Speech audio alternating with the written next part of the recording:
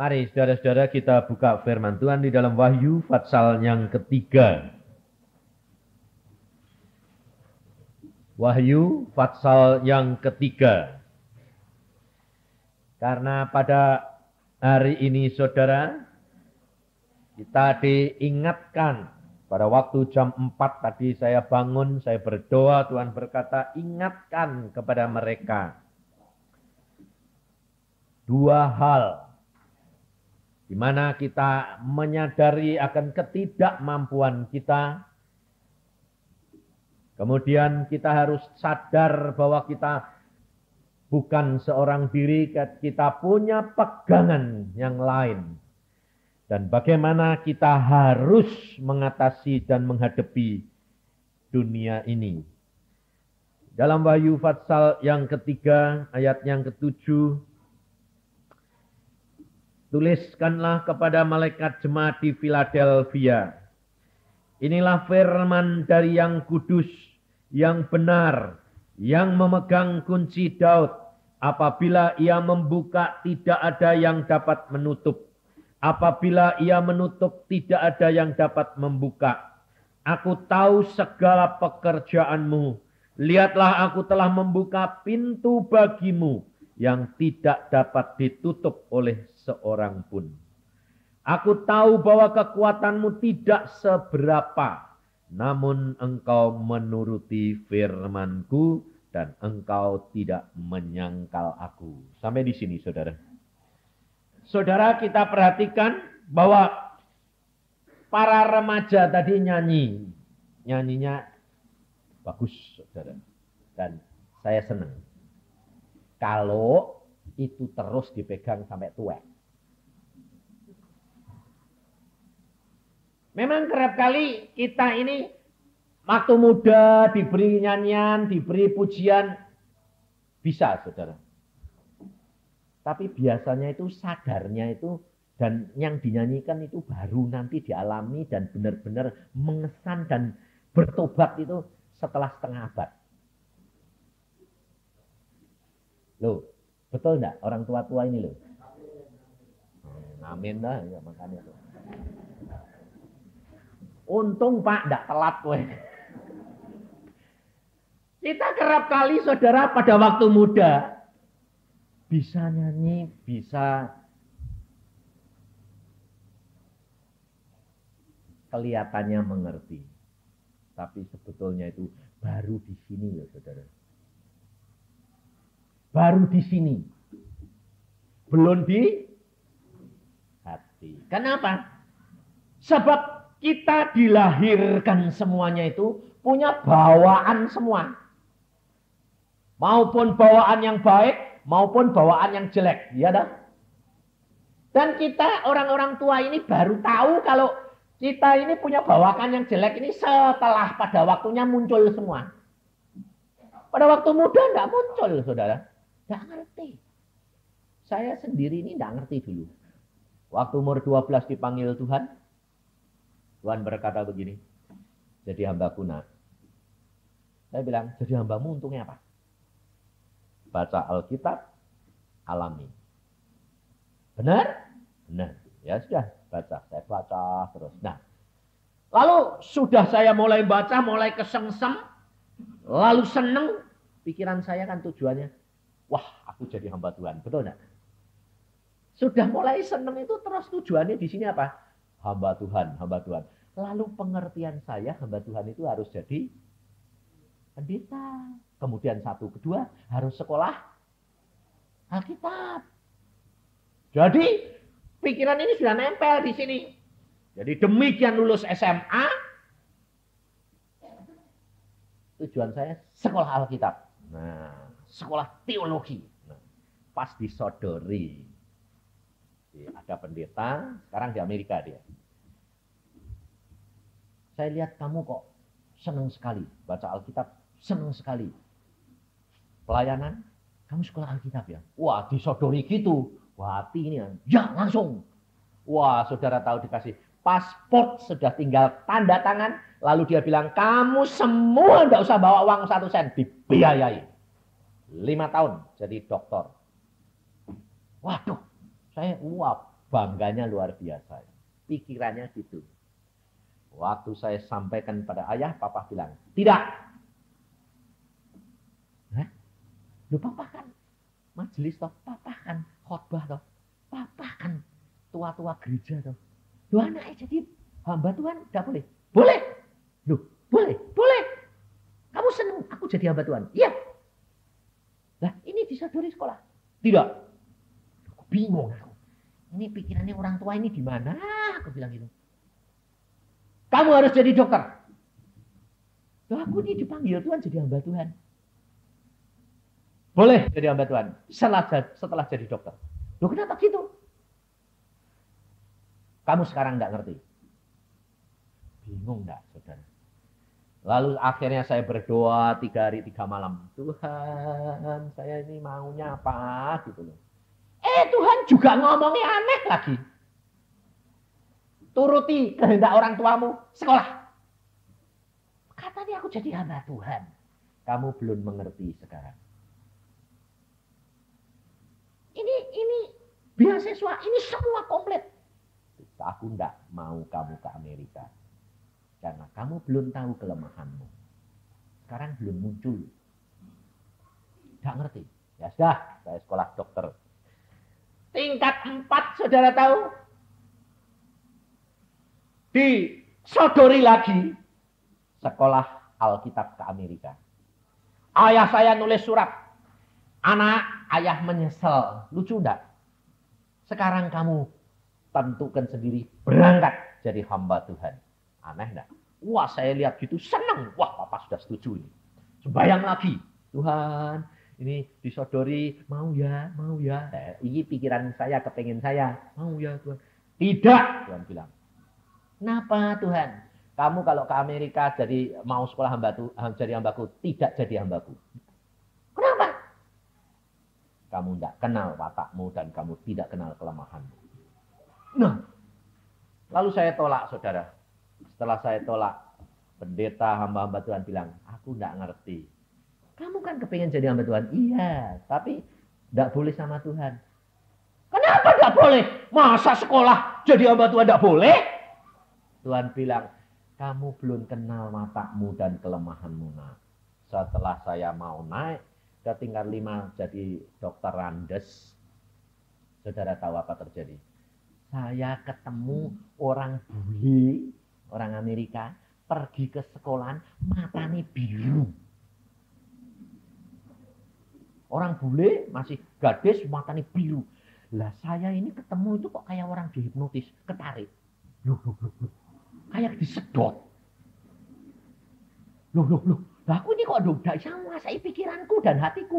Ingin ikut sama orang itu.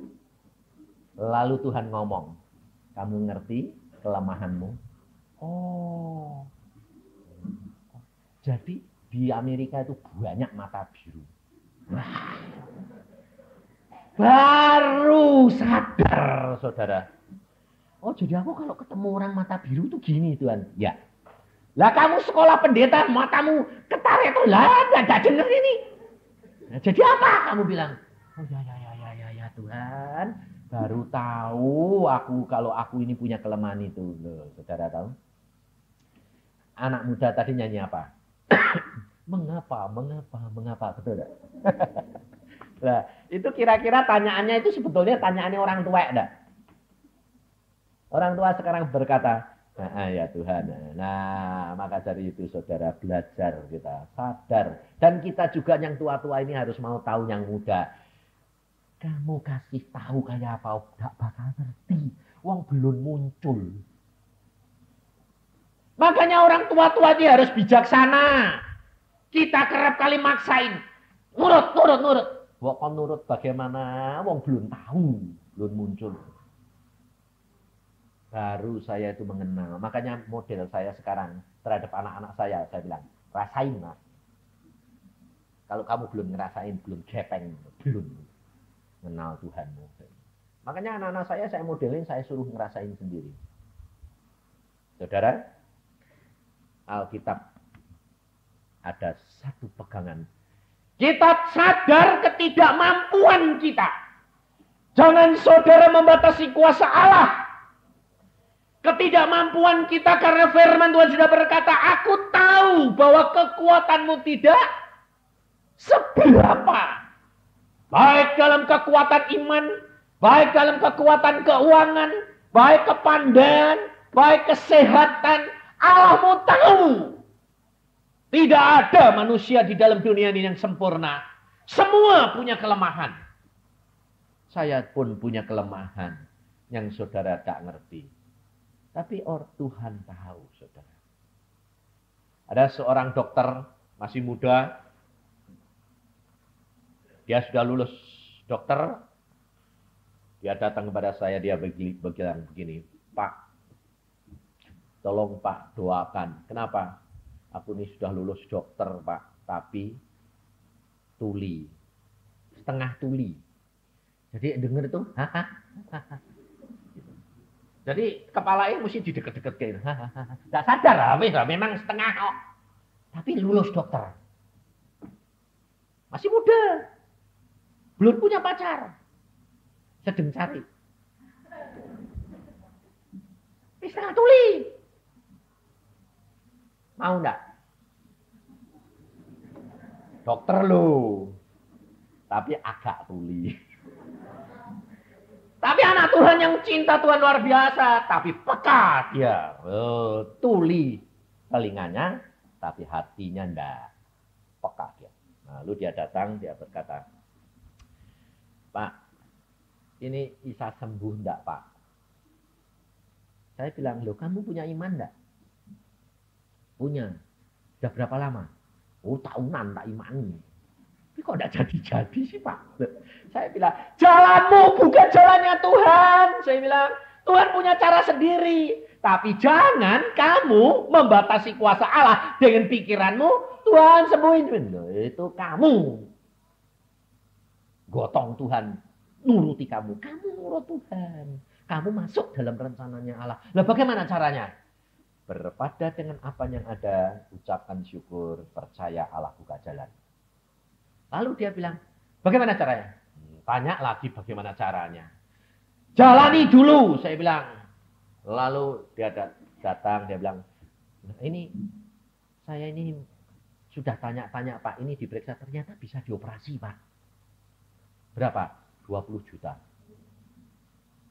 Nah ya sudah toh.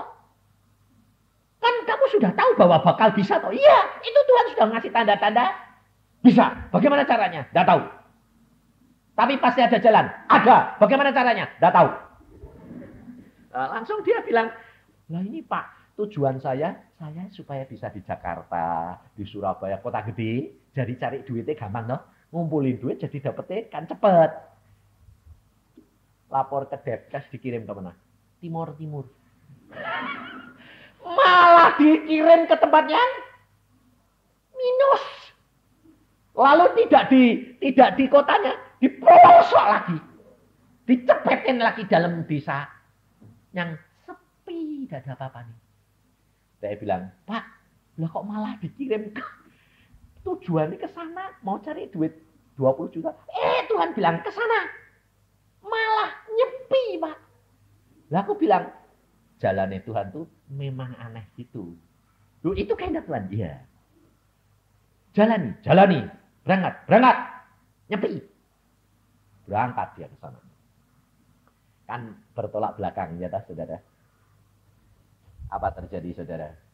Setelah di sana dia 2 tahun jadi dokter teladan. Dikasih piagam sama gubernur dia.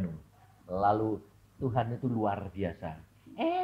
Ada tim UNICEF tur khusus ke pelosok-pelosok. Ketemu dia. Langsung di sana cerita-cerita lah. Dokternya kan, apa? Jadi tim dari UNICEF ini bingung ya. Loh ini orang kok apa? Lalu ditanyain kenapa? Setengah. Tapi di sana kenapa bisa jadi dokter teladan? Karena dia anak Tuhan yang indah. Dan menolong dengan penuh kasih. Muda loh saudara, laki-laki. Akhirnya saudara tahu, tim UNICEF berkata, mau enggak beasiswa ke Amerika 3 bulan? Sekolah lagi. Wah, puji Tuhan, mau. Berangkat. Lalu selesai, suruh berangkat ke Amerika. Di Amerika 3 bulan. Saudara. Lalu kakaknya berkata, udah, kamu enggak usah berangkat, tak kasih duit. 20 juta, operasi. Praktek di Jakarta. Dia bilang enggak. Dia tanya, bagaimana Pak? Gini, jalan Tuhan bukan jalan. Jalan saja, Tuhan punya rencana. Sampai di Amerika, saudara tahu, semua biaya dia diberikan, dikasih segala macam, saudara. Dan akhirnya, kan kuliah itu setengah dengar, setengah enggak dia. Bingung dia. Enggak dengar. Jadi, modotan ini kepalanya molor terus. Kalau duduk tidak mau di belakang, di depan sekali masih molor. Dan akhirnya saudara tahu, dia nomor 2 di seluruh sekolah. Dan dapat tawaran lagi untuk sekolah yang lebih tinggi. Pada waktu itu dia mengemukakan sama dosennya, dia bilang, telingaku. Nah, dosennya lihat molor-molor terus ini. Terus dia bilang ini periksa, oh ini bisa dioperasi. Masuk saja, kamu bayar separuh harga. Loh, saudara. Uang jajannya dia ada 5.000 US dollar. Cukup itu. Biaya semuanya dan kamu dioperasi. Dan kamu cuma membayar 5.000 US dollar semuanya. Pulang sini dia bilang, tak molor-molor. Ketemu saya bilang, Om, kenapa? Beres. Tak molor-molor lagi. Dak. Saudara tahu telinganya sempurna. Loh, jalannya Tuhan bukan jalan manusia dah. Jadi kalau saudara punya kelemahan, itu jangan lalu terpancang dengan kelemahanmu, penyakitmu, keuanganmu. Enggak usah pusing. Alkitab sudah mengajar saudara dan saya, ada satu harapan yang saudara tidak tahu caranya bagaimana. Tapi Allahmu tahu. Jangan terpancang dengan masalahmu, dengan kekuatanmu tidak seberapa itu. Kita kerap kali saudara mau membatasi kuasa Allah. Aku gini rendah diri. Saudara tahu di Semarang ada seorang hamba Tuhan. Jemaatnya kecil. Coba 100. Itu dibina dari satu-satu. Orang baru, bukan kambingnya orang lain digotongi. Nah. Ini benar-benar cari kambing, dia cari domba dia. Satu-satu dirawat. Masih muda. Suami istri belum punya anak. Satu-satu dirawat. Sudah berkumpul. Sederhana jemaatnya, anak muda dan orang tak punya. Tak apa-apa.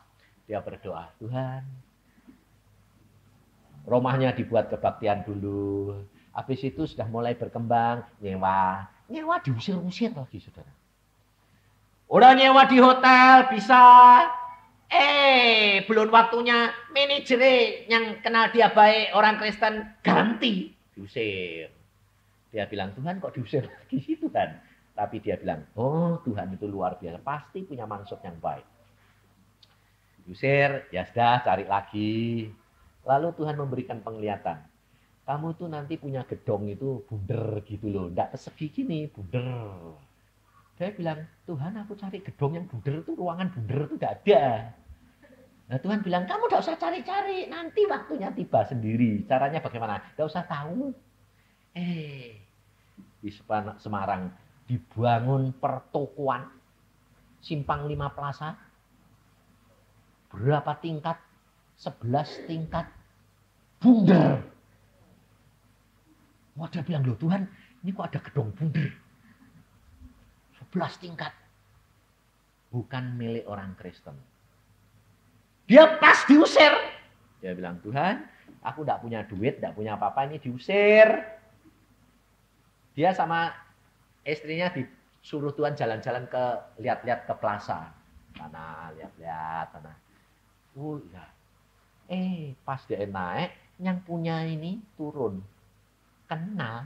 Ngapain kamu kesini? Pendeta kok jalan-jalan ke toko. Nggak mau lihat-lihat tempat kok Pak. Kenapa? Nah, kita ini diusir. Gedong tempat kebaktian nggak boleh. Ayo, lihat-lihat sama aku. Orang ini dicari itu susahnya setengah mati. No time. Malah Iki hari ini bilang, ayo jalan-jalan yuk, lihat. Dari tingkat pertama sampai atas. Wah, dibawa terus tingkat satu, tingkat.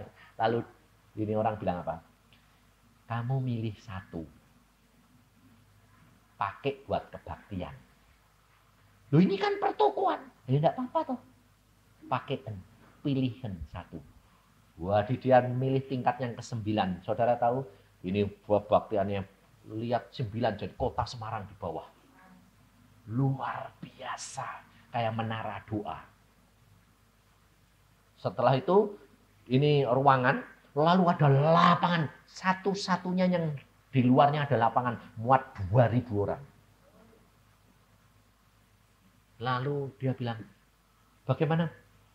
Pak, kalau ini, pakai saja. Bayar berapa? Tidak usah bayar. Pakai. Bayangin, saudara. Aneh enggak?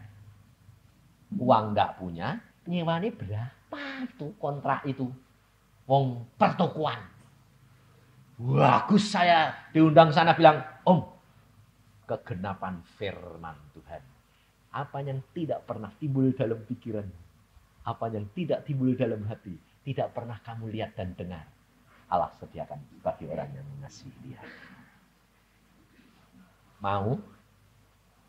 Tidak mikir-mikir? Ya, tanya mau? Mau. Penai. Bayare ini yang susah. Maka dari itu saudara, kita kerap kali itu mengatakan mau-mau, tapi bayarnya mahal luar biasa. Apa?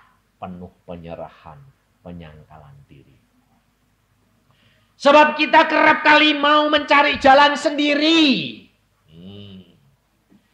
Mungkin, tidak mungkin, mungkin bagi Tuhan. Tapi kita lalu mengarang, merancang sendiri. Sekolah saudara, ibu-ibu banyak bingung. Ini sekolah biayanya mahal, masuk fakultas saja sudah jutaan sekarang. Belum lagi aku tidak pinter. Kalau tidak pinter kan bayarnya tambah mahal, bisa puluhan. Saya berkata, jangan terpancang dengan apa kelemahanmu. Anak saya Denny itu waktu sekolah di SMP, SMA itu setiap kali mau naik kelas mesti sakit perut. Saya tahu dia sakit perut, blokean terus. Kenapa sih mau sekolah? Mau terima rapot. Kenapa gue takut gitu? Lah ya dek naik, enggak. Oh ini ngepas terus sih. Aku bilang jalan pintu surga itu sempit, pas. Gak usah khawatir. Memang kamu tidak begitu pinter. Kamu berusaha maksimal, selesai. Jalan Tuhan yang punya, bukan kamu. Pintu kalau sudah dibuka, tidak ada yang bisa nutup. Tidak usah khawatir. Kuat. 5 pulang ketawa-ketawa. Nanti tahun lagi ya begitu. Lukean lagi. Apalagi lulus SMA, saudara. Saya tanya, kamu kemana? Saya sudah sembahyang, Tuhan bilang, masuk ke Parahyangan. Masuk apa? Hukum. Susah loh Parahyangan. Kompetisinya berat. Nah, enggak tahu Tuhan bilang gitu, nah, aku pasti enggak isau. Tapi Tuhan bilang itu, ya. Apa terjadi saudara? Ini orang tua, kan punya pikiran. Mamai bilang, nak, jangan daftar satu tempat. Daftar ya macam-macam gitu loh, yang mana yang diterima. Kira-kira orang tua semua setuju enggak? Iya dah, setuju. Tapi anak ini lucu. Tuhan bilang Parahyangan, aku cuma daftar itu. Lah dek jadi ini mah, ya rak sekolah. Lah aku bapaknya kan deg-degan juga. Meskipun hamba Tuhan. Saya bilang, Tuhan ini benar-benar. Ya wes lah. Langsung istri saya bilang, kamu bapaknya ngomongin tuh anakku. Saya bilang, udahlah. Tuhan ngomong gitu. Imani, lah tidak diterima. Loh, ya jangan bilang tidak diterima. Loh itu pakai iman reserve. Amin gitu loh. Loh kita kan tahu anak kita itu tidak pinter. Lah ya justru itu. Pikiranmu bukan pikiran Tuhan. Kamu sembahyang sambil deg-degan, tidak apa-apa. Sembahyang. Loh, ya betul, semua deg-degan. Siapa yang tidak deg-degan? Lalu nyumbangnya berapa? Saya berdoa berapa Tuhan? 1,5 juta. Ya wes, 1,5 juta. Pak kok sedikit banget? Wes lah, sedikit banyak pintu Tuhan yang buka. Tidak usah khawatir. Ujian tes saudara. Nemnya tidak dilihat. Karena apa? Tahun itu, nem itu bisa sekolahan ngasih pengumuman. Khusus untuk tahun ini, nem tidak dilihat. Padahal nemnya dia paling jelek. Paling jelek.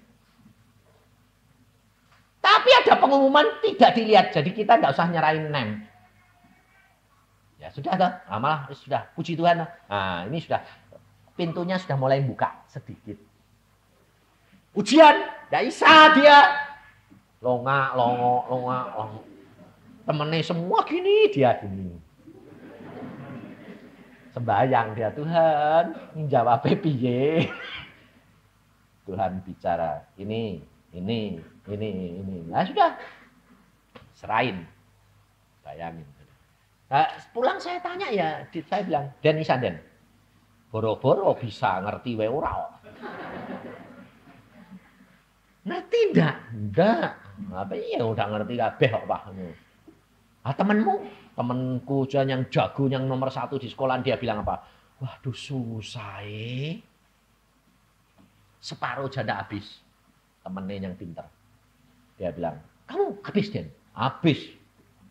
Diisi semua? Iya. Jawabannya apa? Lah enggak tahu. Saudara tahu? Waktu pengumuman semua enggak diterima kelasnya dia. Yang diterima satu-satunya dia. Kenapa? Wis jagone pinter gue ya. Dia ketawa toh. Yang pinter Tuhan ora aku. Saudara tahu? Bagi Allah tidak ada barang yang mustahil. Yang penting saudara, engkau bayar harga ini. Kau harus sadar bahwa manusia tidak ada yang sempurna. Semuanya kekurangan dan kelemahan ada di dalam diri kita. Tetapi Allah berkata, aku tahu kekuatanmu tidak seberapa. Tetapi yang Tuhan kehendaki dan minta saudara dan saya apa? Menurut firman Tuhan dan menantikan aku. Itu yang penting. Menantikan waktunya Tuhan akan bertindak. Nyanyian pemuda bilang apa?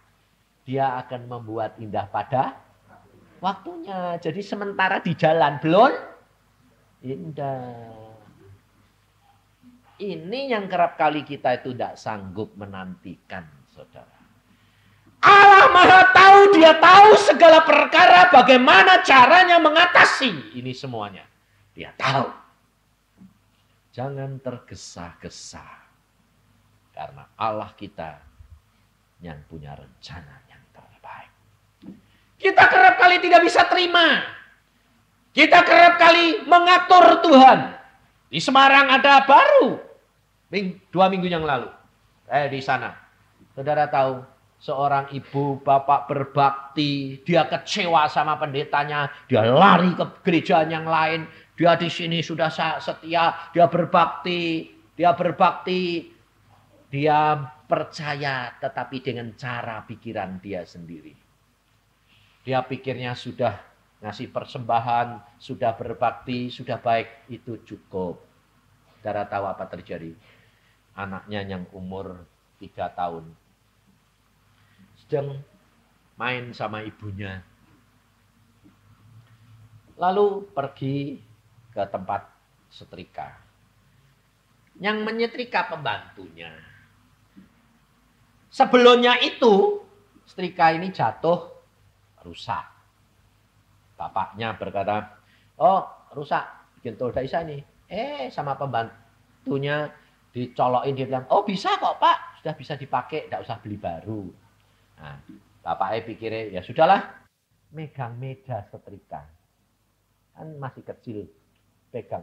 Langsung, nyetrum, saudara. Padahal 220 volt. Ibunya nangkep anak, mental ibunya. Teriak-teriak, lampu dimatiin, anak ini meninggal. Ibunya tidak bisa ngerti. Dia teriak-teriak, dia protes sama Tuhan. Waktu itu saya berdoa bilang, Tuhan, siapa yang bisa menerima? Tuhan berkata, orang lain tidak mengerti pikiran. Padahal Engkau tahu aku toh Yusa. Ya Tuhan, Engkau tahu anak itu punya bibit kelemahan-kelemahan apa. Ini 3 tahun sedang indah-indahnya, lucu-lucunya, baik-baiknya. Ibunya, bapaknya kan tidak tahu dia di dalamnya ada apa. Aku tahu nak. Dan ini adalah masa yang terindah yang aku harus bawa pulang anak itu. Caranya bagaimana? Tuhan punya cara sendiri dan dia tidak akan menderita. Saudara tahu? Kita kerap kali tidak ngerti. Orang tuanya tidak bisa terima. Mengapa? Padahal Tuhan tahu itu yang terindah buat anak. Kita kerap kali maunya apa? Sampai gede gitu loh Tuhan. Padahal Tuhan tahu di dalamnya ada ulatnya. Betul tidak? Yang akan muncul. Seperti seorang penginjil perempuan yang dia berkata, saudara percaya, serahkan hidupmu dalam tangan Tuhan. Sudah, jangan mikir-mikir. Aku ini loh ngalami dan aku menyesal seumur hidup. Sekarang aku jadi penginjil, memperingatkan setiap ibu-ibu. Kalau anakmu kecil dipanggil pulang, serahkan. Itu yang terbaik. Kenapa? Saya ngalami. Saya ditinggal mati suami. Anakku cuma tinggal 1, umur 6 tahun, 7 tahun. Pada waktu sakit, saya berkata, Tuhan, ini hiburanku, ini satu-satunya harapanku. Tapi Tuhan berkata, nak, ini saat yang terbaik buat anakmu. Harus pulang dan kamu akan bertemu di surga. Dia bilang, tidak Tuhan, aku butuh dia. Tuhan bilang, kamu akan menyesal seumur hidup. Kamu akan bayar harga itu kalau kamu tidak nurut aku. Dia bilang, tidak Tuhan, aku mau engkau mengasihi aku dengan nyatakan melalui anakku. Saudara tahu apa terjadi? 10 tahun kemudian anak ini mati jadi perampok ditembak polisi. Waktu meninggal, Tuhan tanya, siapa yang membawa anakmu ke neraka? Aku Tuhan. Kamu tahu? 10 tahun yang lalu aku sudah lihat. Di dalam diri anakmu ada benih-benih ulat yang tidak baik dan akan membawa kebejatan. Dan tidak ada yang bisa mendidik dia. Maka serahkan karena aku tahu yang terbaik yang aku berikan kepadamu. Engkau belum mengerti. Dan dia sekarang menjadi seorang penginjil di mana-mana dia memperingatkan. Serahkan. Jangan kamu putus asa, jangan kamu susah menghadapi kelemahan demi kelemahan. Apa yang kamu lihat belum tentu nantinya. Sekarang ini kelihatan melemahkan. Tapi jangan putus asa. Yesus sudah berkata, kalau aku sudah membuka pintu, tidak ada yang bisa nutup. Kalau aku sudah menutup, tidak ada yang bisa membuka. Kalau Allah menghendaki, Petrus sudah disiapkan untuk dipenggal kepalanya sekalipun. Kalau Allah menghendaki besok dipenggal, malam ini Tuhan kirim malaikat, keluarin Petrus. Tidak ada yang bisa menjamah dia, saudara. Maka dari itu kita harus pegang firman Tuhan ini. Sebab kita harus menghadapi dunia ini dengan penuh pencobaan. Tidak ada rumah tangga yang tidak diancam perceraian dan percideraan dan keretaan. Baik mengenai keuangan, kesehatan maupun damai sejahtera, pengertian. sakit penyakit. Tapi firman Tuhan berkata, karena engkau menuruti firman-Ku, ayat 10, untuk tekun menantikan aku, maka aku pun akan melindungi engkau dari hari pencobaan yang akan datang atas seluruh dunia, untuk mencobai mereka yang diam di bumi. Ini. Kita ada jaminan. Tetapi apa yang saudara dan saya harus lakukan? Turuti firman. Berarti saudara harus membaca firman dan tanamkan. Lakukan bagian saudara. Lalu menantikan Tuhan. Ini yang paling sulit, saudara. Sebab menantikan Tuhan kita tidak tahu apa yang harus dilakukan. Kadang-kadang saya sendiri mau membawa firman Tuhan, berdoa sejam.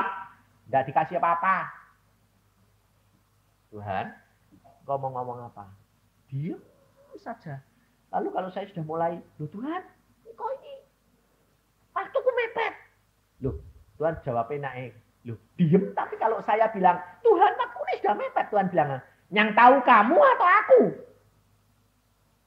Oh iya, engkau. Loh, jawab. Tapi ditanyai diem. Bahkan lucu toh. Tuhan bilang, menantikan nak, menantikan waktunya. Sabar itu tandanya engkau penuh percaya kepadaku. Bahwa segala sesuatu ada di dalam tanganku. Aku tahu waktunya yang paling tepat. Tepat. Seperti hamba Tuhan ini tadi suruh jalan-jalan ke toko. Loh. Apa dia dengar suara sama Tuhan? Jalan-jalan. Enggak. Ada dorongan. Istrinya bilang, aku kok kepengen lihat-lihat toko itu sih. Pak, aku ya kepengen. Yuk, jalan-jalan yuk, lihat. Loh, yang dorong siapa? Roh Kudus. Tapi dia ngerti enggak? Ngerti. Taunya jalan-jalan, yang sana diturun. Lalu dia sampai tanya, loh Pak, Bapak itu kok bisa turun ke tingkat yang bawah? Lah ya, aku tuh enggak pernah. Aku itu sudah 3 bulan enggak ngurusi plaza ini. Hari ini kepengen ke sini. Ngapain? Ngontrol dari atas sampai bawah. Loh lah kok ketemu kamu? Lah kok ngobrol sama kamu? Loh, suruh nyediain gitu, saudara. Timingnya tepat enggak? Kalau itu telat jam tadi bilang, aduh mesti kok sore hari. Ketemu enggak? Hilang sudah. Saudara tahu? Berkat-berkat Allah. Jalan-jalan Allah hanya diberikan pada waktu sesaat. Karena apa? Coba kita baca di dalam Yesaya 55. Maka saudara perhatikan Yesaya 55. Ini Tuhan langsung bicara, dia bilang, berikan Yesaya 55. Ayat yang ke-6.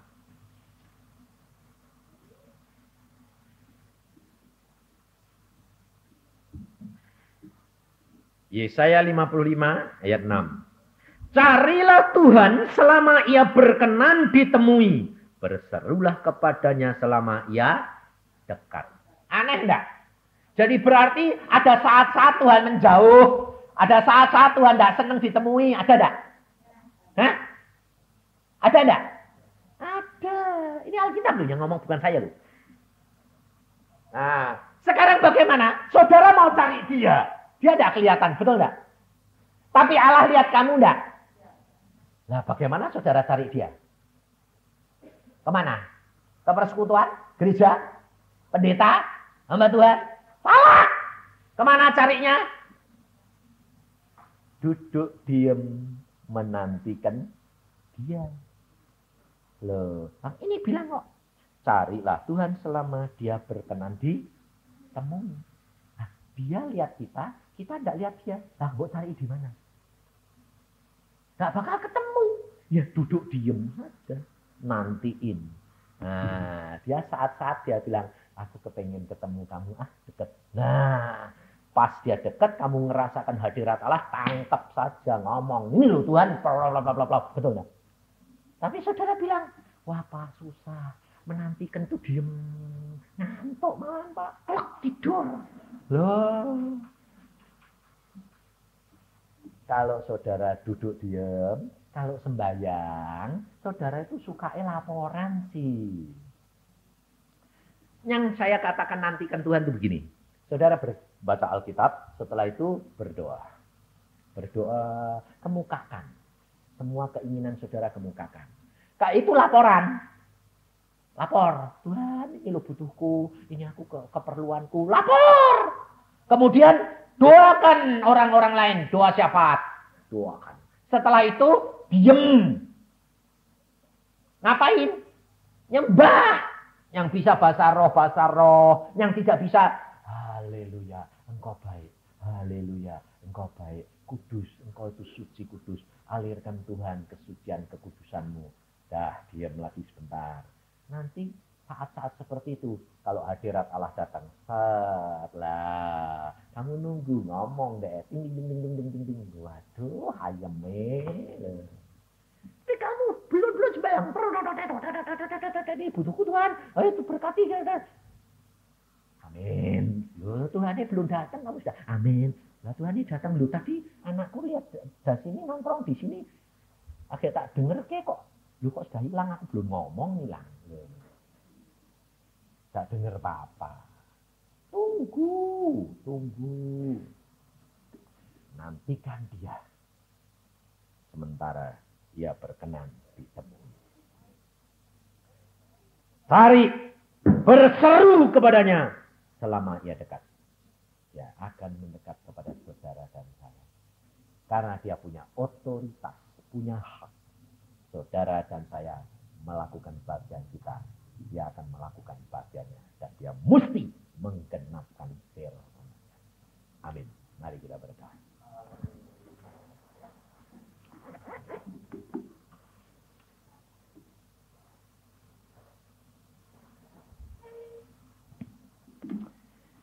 Tuhan, firman-Mu sudah hamba sampaikan. Anak-anak-Mu sudah Engkau peringatkan. Biarlah firman-Mu ini tertanam dalam hati dan pikirannya. Sehingga mereka menghadapi dunia ini tidak perlu takut. Karena kami tahu jalan-Mu itu luar biasa dan aneh-aneh. Dan tidak masuk akal. Tidak seperti yang kami pikirkan. Tuhan, ampuni kami karena kerap kali kami tidak bisa masuk karena kami membatasi kuasa. Mari saudara, hadapkan sekarang ini dirimu kepada Dia.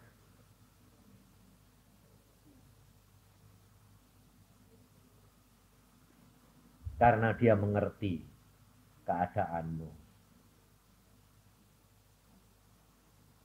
Yang penting saudara menjadi pelaku firman.